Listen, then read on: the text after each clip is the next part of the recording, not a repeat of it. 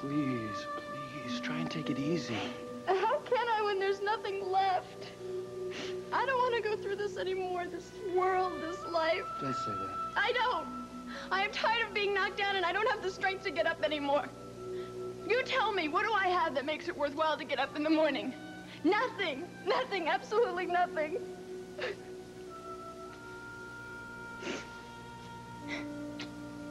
Good job. That was really very good. The next time around, I want you to start out a little slower. Because if you start the scene that high, you've got nowhere to go. You know, okay? Sure. Well, I never knew I could cry this easily. Not even when you were a kid? No. No, when I was a kid and I was growing up, well, I mean, I sort of knew that my mom didn't care very much about me, so I didn't cry. I mean, tears weren't going to help. I was reading about an actor's technique the other day, and in that book they said that there's nothing an actor likes better than to be able to cry on cue, even though it doesn't necessarily make him a good actor. Is that so? Yeah, sometimes it's a cheap trick, sometimes it's self-indulgent, and sometimes it just isn't truthful. It all depends on the character. On the other hand, at times it's even more effective if you can watch somebody hold back the tears instead of seeing all these tears come out. So do you think that I'm overdoing it in that scene? No, I think it works in that scene because she is out of control. You know, you really sound like an expert. I'm not. I've been reading a lot, and I'm learning. But, best of all, I'm having a lot of fun. Are you? Good, 'cause so am I. You know, I never realized that I was going to enjoy this acting business, but it's not bad, you know? And I can't wait for the curtain to go up. I just want you to know that I'm happy. I'm happy, too. I'm so happy I'm a little worried that something's going to come along and knock the props right out from under us. Yeah, which reminds me, I've been meaning to talk to you about something that has me a little worried, too. What is it? Well, it's something that Miles said before he left the house this morning. He asked if Raven knew you were associated with the company. Yeah, I've been worried about that, too. I've been afraid to ask because you know how she feels about it. Yes, I knew, and she really does blame you for Sky's death. Well, we don't know what Nancy told her about me, whether I'm in it or not. I think the best thing to do is to go straight to her and tell her flat out. Try to iron it out. You must be joking. Gavin, come on, she got hysterical when she saw you at the funeral service. What makes you think we can make peace with a woman who hates like that? Eventually, she's going to figure out that I'm a part of this company. I think we ought to try.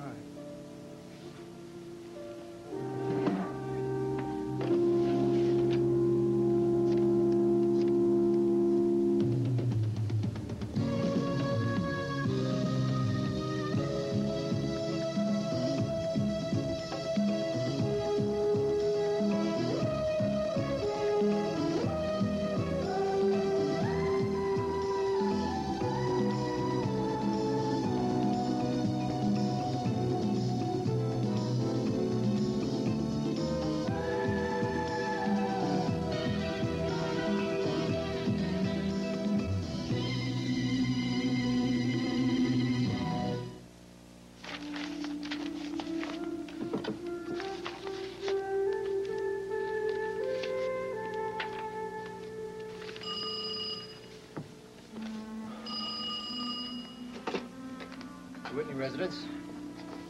I'm sorry, she's not at home at the moment. When do you expect her? She should be back within the hour. Would you care to leave a message? Yeah, tell her this is Gavin Wiley calling. I'll call her back. Yes, Mr. Wiley. Tell Mrs. Whitney that Gavin Wiley called. What? I said, tell Mrs. Whitney that Gavin Wiley called, and he'll be calling back. You're so busy snooping through these private papers, you can't even do your job, Nora. I'm not snooping. I'm just getting acquainted with some facts that might be very helpful down the road. Helpful to whom? What of Mrs. Whitney, of course. Did she give you permission to go through those papers? I'm her confidential secretary, my dear, which means I have her confidence. Well, confidentially, I doubt that Mrs. Whitney knows that. Spencer, it's absolutely fascinating. I'll bet. All these companies that Skylar Whitney was involved with, they just go on and on. Oil, transportation, hotels, manufacturing, retail, direct mail, legal gambling. It's incredible. And all of this was inherited by Mrs. Whitney. Do you realize that she is even richer than the Bowies? 100 times richer. Nora, you're salivating. I'll get that. Yes, why don't you? I hate for you to miss anything. Whitney residence? Is this Mrs. Whitney? No, this is Nora Fulton, her secretary. May I take a message, please?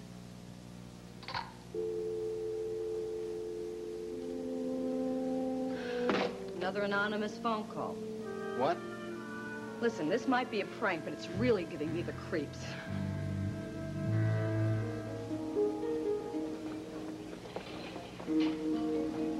Would you care to order now? Well, we'll both have sashimi to start.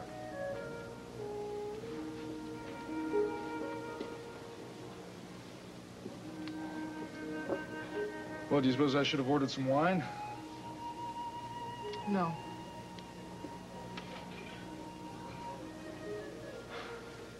You know, we never used to have any difficulty at all finding things to say to each other.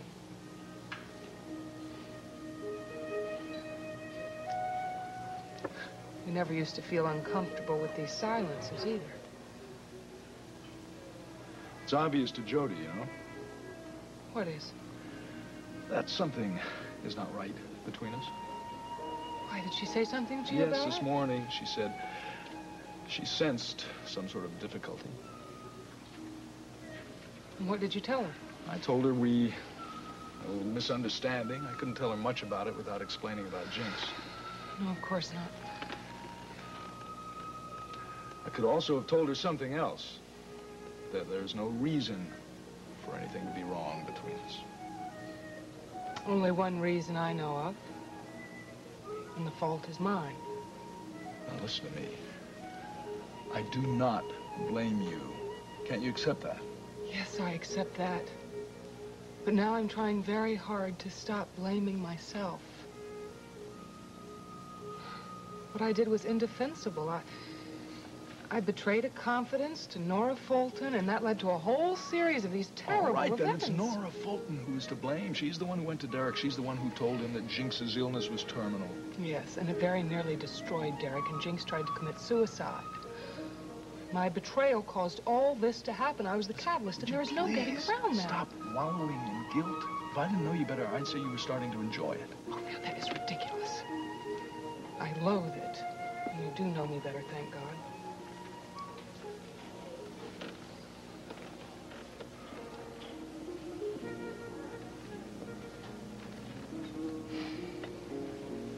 Thank you. Well, if it helps any, I can say this. I think that Jinx's attempt at suicide was an aberration. I'm sure she's not going to try it again.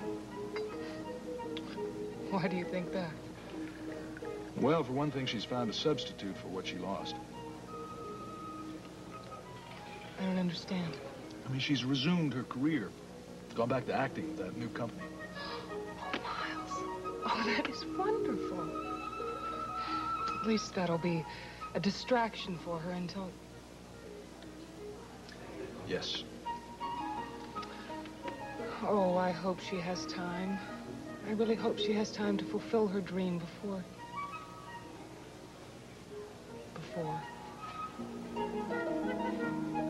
Here's what I was looking for. See, if you begin to build in this speech, the feelings that you develop will take you right through to the end of the scene, which is the end of the act. We can't build too quickly or we'll lose them. Jim, Jinx, how are you? Hi, guys. Well, I see you guys can't bear to leave this place. What, are you going to take up permanent residence? I guess it looks that way, doesn't it? What we're doing is just going bits and pieces of this, and she's really got a handle on the second act. Well, I feel so lucky to be working with people who are just as excited about this as I am. Yeah, we've got a great team for this production. No doubt about it. Well, if you want to use the stage, go ahead. We were just thinking about leaving. Yeah. Oh, yeah? Where are you off to? We thought we'd pay a visit to our patron, Raven Whitney. Oh, you mean our patron saint? Well, I should probably do that myself someday. I've never met the lady. Yes, but do you have a treat in store? Well, what do you say? Should we work over the revised prison scene? Sure, I'd love to. We're talking at lunch, and we're both in agreement. I hope you'll agree, too. Do you have time to listen? Sure, let's do it. Good. Okay, you're talking about the prison visiting room, right? Okay. So get comfortable. Take your coat off. Here. Oh, this ought to be good. All right, whenever you're ready. Okay, let's see. I told you not to come. I know. But you weren't paying attention? Oh, yes, I was. Then why are you here? Because I wanted to see you. I wanted to be close to you. Even if it's just for a moment. What's the matter? Are you mad? No. I'm not mad. You got skinny. So did you. Yeah, I hate the food here. You look beautiful skinny, too. You never said that before. Yeah, well, there's a lot of things that I didn't say and should have. You seen any movies? No. I'm not good at this, Marie. You're no good at what? The small talk. Trying to make a life for myself. Loving you, wanting you. I'm no good at or for anything anymore. Don't you understand that? I love you. I understand that.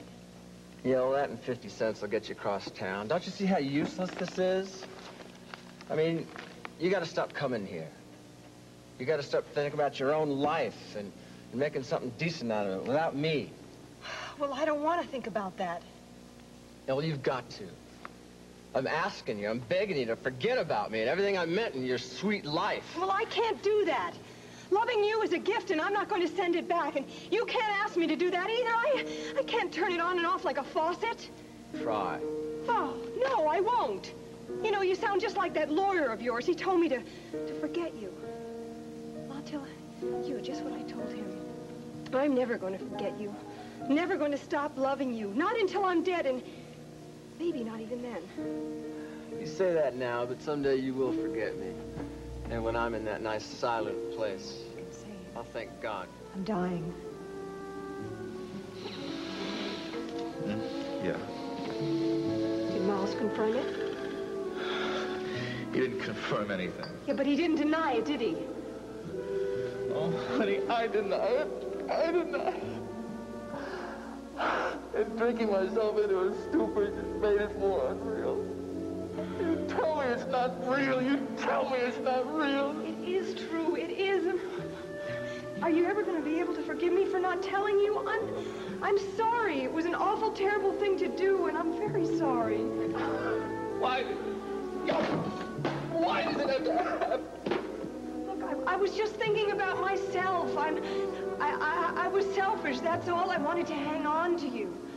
I wanted to hang on to the happiness as long as I could.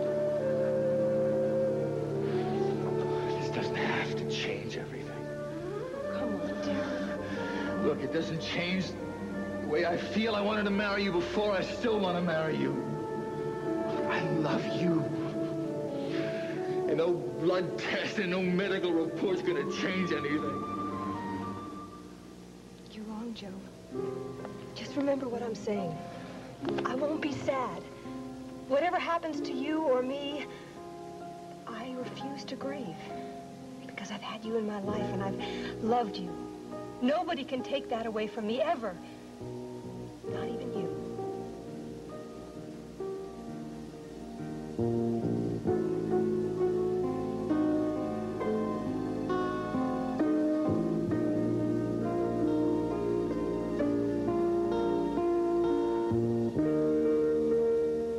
Not so high up, I'd jump out. Oh, come on, Cliff. Thinking of being fired as the attorney for Phillips Industries. Did Kershaw give you any reason? No, he was very vague about it. He said, we're very satisfied with your work, my boy, but you're fired. That seems kind of strange, doesn't it? Certainly does. The one big account, the only big account that I had, gone, vanished. Well, doesn't Dee Dee have something on the books right now? Yeah, some small criminal stuff, but nothing we can pay bills with. Cliff, you don't suppose that you might have neglected Phillips' account because of your theatrical interest in it? Without meaning to, of course, or even being aware of it? No. I was always very careful to know which side my bread was buttered. I was very aware to keep these people happy. Kershaw even said they had no complaints against me. That doesn't make sense, then. Certainly doesn't.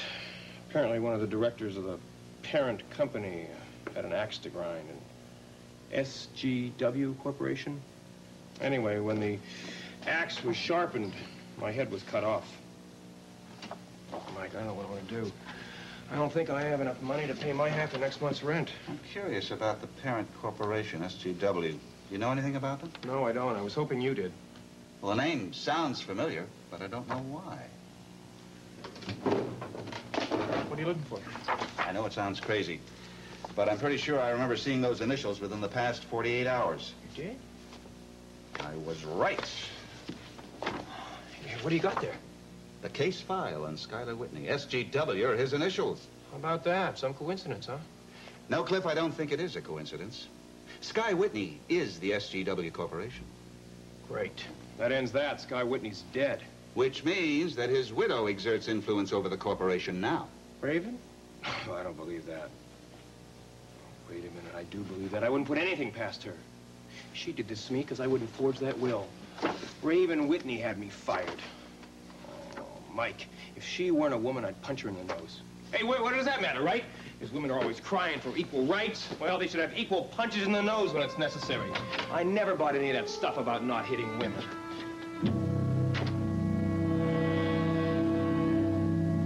What'd you think?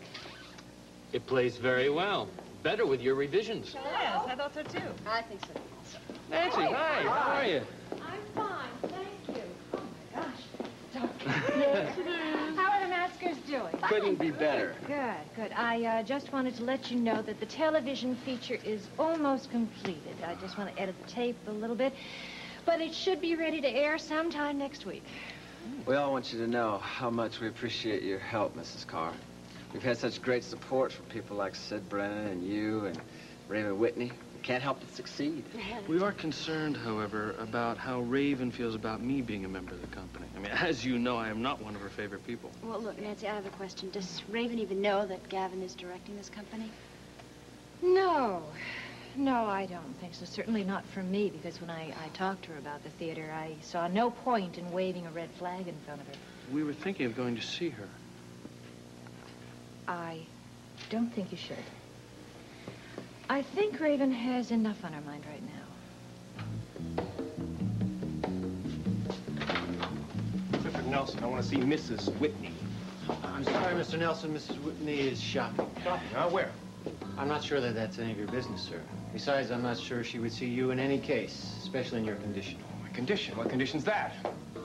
I'd say you were angry, sir. Damn right I'm angry. Tell her I want to see her. May I suggest you call before your next visit? That'd be stupid. She wouldn't take the call. You tell her I want to discuss a little bit of estate law with her. She hasn't heard the last of this.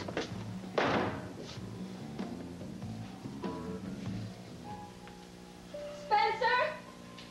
Spencer, I just saw someone behind the house peering in a window. Someone dressed in black. I think it's that woman that's been calling.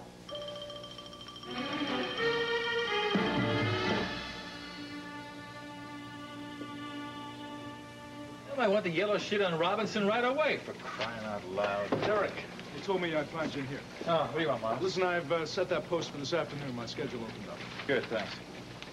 Oh, sure. Miles, wait, oh, sorry, I don't mean to be so abrupt. I'm juggling a half dozen things here. That's all right. Can I speak to you for a second?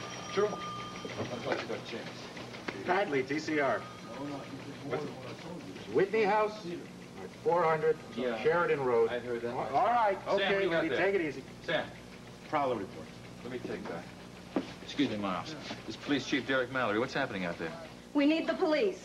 There's someone outside watching this house.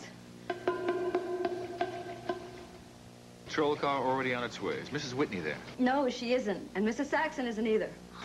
Well, listen, try not to worry too much. Considering all the publicity Mrs. Whitney's been having lately, I wouldn't be surprised if it's just a curiosity seeker hanging around the place. I'm sure that's all it is. I hope you're right.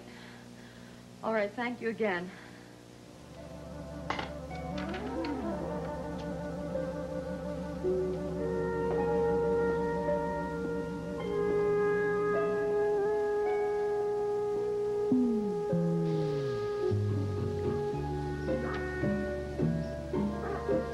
All right, what do you want?